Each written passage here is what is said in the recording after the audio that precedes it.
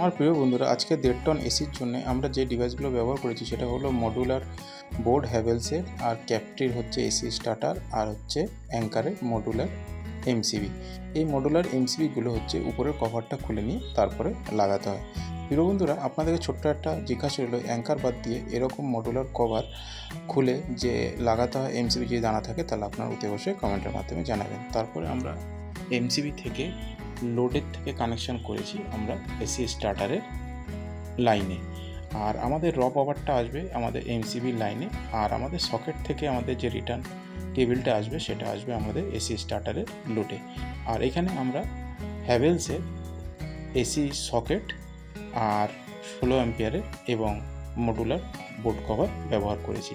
তো প্রিয় বন্ধুরা, এই ভিডিওটা যদি আপনাদের কাছে ভালো লেগে থাকে তাহলে প্লিজ একটা লাইক করবেন।